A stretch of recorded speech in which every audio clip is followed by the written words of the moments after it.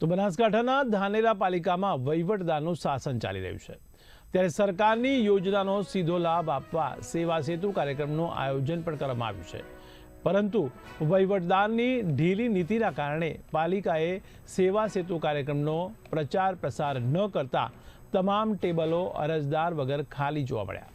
ત્યારે અલગ અલગ વિભાગના અનેક ટેબલો પર અરજદારને સીધો લાભ આપવા કર્મચારીઓ તો હાજર છે, પણ અરજદાર જ ન દેખાતા પાલિકા તંત્રને આખરે પોતાની ભૂલ સામે દેખાઈ રહી છે।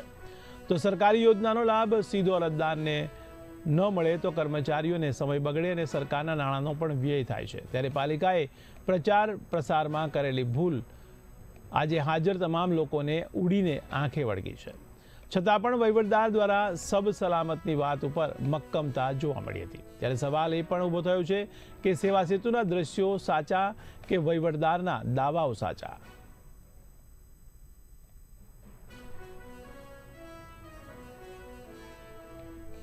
આ સેવા સેતુ 2.0 કાર્યક્રમ છે, એમાં ધાનેરા સિટી છે આપણું, એટલે 2 દિવસ કરીએ છીએ અને બાકીનો ગ્રામ્ય વિસ્તારમાં 8 થી 10 ગામના ક્લસ્ટર પ્રમાણે કરીએ છીએ। એટલે ધાનેરા તાલુકાનો આજે સિટીનો જે સેવા સેતુ કાર્યક્રમ છે એ અમે 17 અને 18 રાખેલો છે। આજે કુલ નગરપાલિકાના 7 વોર્ડ છે, એમાંથી 4 વોર્ડનો આજે રાખેલો છે અને બાકીના 3 વોર્ડનો કાર્યક્રમ છે એ અમે લાધાપુરા સ્કૂલમાં રાખેલો છે।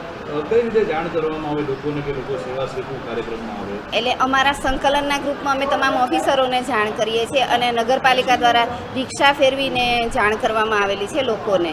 હું પણ વોર્ડ નંબર 1 માં રહું છું, અમે બધા પત્રકારો છીએ, અમને જાણ નથી કે આજે સેવા સેતુ છે, તો લોકોને તો કેવી રીતે જાણ થઈ હશે? આયોજનનો અભાવ અત્યારે જોવા મળે છે। એક બાજુ રાજ્ય સરકાર ખર્ચો કરે છે અને બીજી બાજુ આયોજનનો અભાવ નગરપાલિકામાં જોવા મળી રહ્યો છે।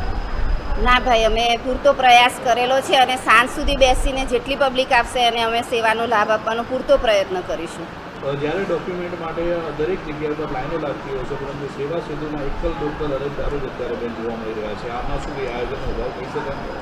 ના, બિલકુલ નહીં। આમાં શું છે, ગ્રામ્ય વિસ્તારમાં તો અમને પૂરો સપોર્ટ મળ્યો છે। રોજ 100-150 દાખલા અમે એક પ્રકારના કાઢેલા છે।